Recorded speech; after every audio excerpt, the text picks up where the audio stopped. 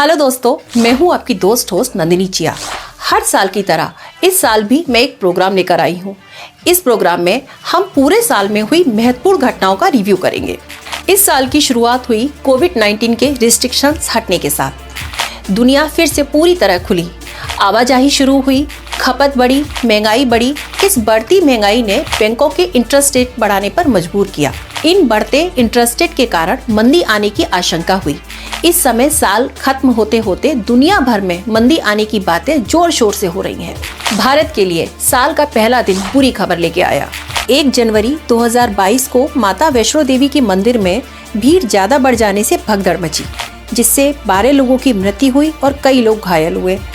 5 जनवरी को पंजाब के फिरोजपुर में एक फ्लाईओवर पर प्रधानमंत्री का काफिला काफी देर तक फंसा रहा। इस घटना की तस्वीरें सोशल मीडिया पर खूब वायरल हुई। बाद में मामला सुप्रीम कोर्ट तक पहुंचा।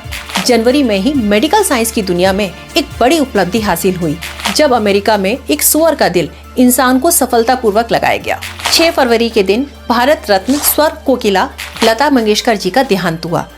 पूरे देश ने उनको भावभीनी श्रद्धांजलि दी। फरवरी में रूस यूक्रेन विवाद की शुरुआत हुई। रूस ने यूक्रेन के 2 प्रांत लुहांस्क और दोनेत्स्क दोनों को स्वतंत्र घोषित किया और थोड़े दिन बाद दोनों के बीच में युद्ध शुरू हुआ, जो आज तक जारी है। फरवरी माह में कर्नाटक के हिजाब को लेकर एक नया विवाद छिड़ा। बाद में यह मामला हाई कोर्ट तक गया और इस बैन को सही ठहराया। मार्च माह में 5 राज्यों में चुनाव हुए। उत्तर प्रदेश में बीजेपी पूर्ण बहुमत से वापस आई। योगी आदित्यनाथ दोबारा मुख्यमंत्री बने और पंजाब में आम आदमी पार्टी की सरकार बनी। इसी महीने कश्मीर फाइल्स नाम की एक फिल्म रिलीज हुई। इस फिल्म ने कश्मीरी पंडितों का दर्द बयां किया, साथ ही इसने रिकॉर्ड तोड़ कमाई की। अप्रैल माह में पाकिस्तान में इमरान खान की सरकार गिर गई।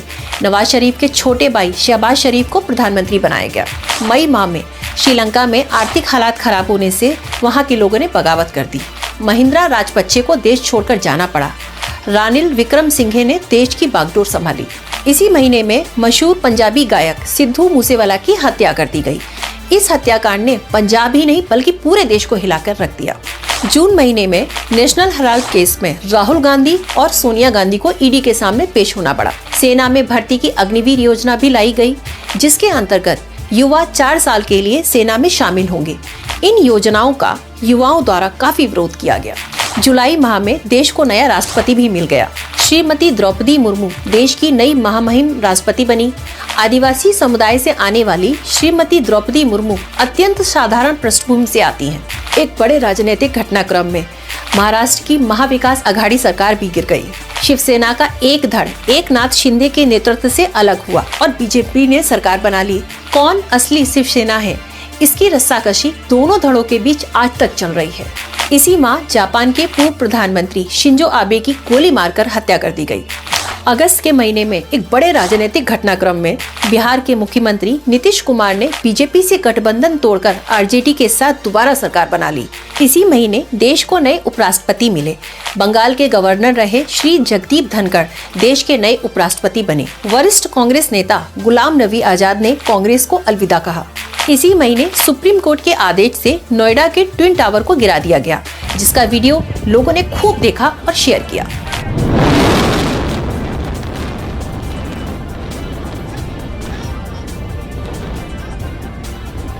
सितंबर में स्वदेश निर्मित एयरक्राफ्ट कैरियर INS विक्रांत को प्रधानमंत्री ने कोच्चि में देश के नाम समर्पित किया।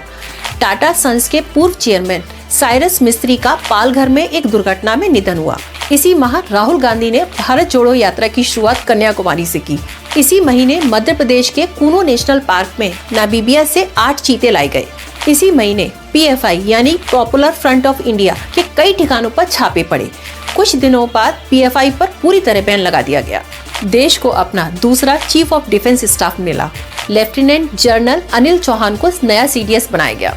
अक्टूबर महीने में देश में 5G सर्विसेज की शुरुआत हो गई। जस्टिस DV चंद्रचूड़ देश के नए CGI बने।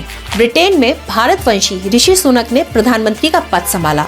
कांग्रेस पार्टी में लंबे समय के बाद हुए चुनाव में मल्लिकार्जुन खड़गे कांग्रेस के नए अध्यक्ष बने। गुजरात के मोरबी जिले में पुल टूटने से कई लोगों की मृत्यु हो गई। नवंबर महीने में सुप्रीम कोर्ट ने सामान्य वर्ग के लिए EWS कैटेगरी में 10% आरक्षण को सही ठहराया। सुप्रीम कोर्ट ने राजीव गांधी हत्याकांड में दोषी ठहराए जा चुके 6 अभियुक्तों को रिहा किया।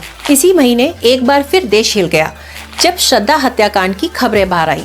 आफताब नामक व्यक्ति द्वारा अपनी लिव इन पार्टनर का बड़ी बेरहमी से टुकड़े टुकड़े करके कत्ल किया गया।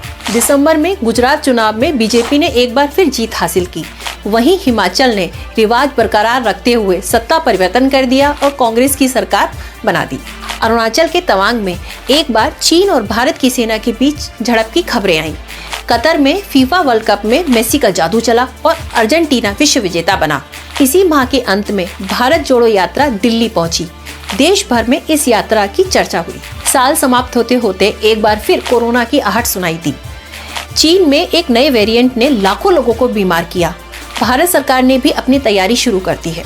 आप सभी को आने वाले नए साल की ढेर सारी शुभकामनाएं।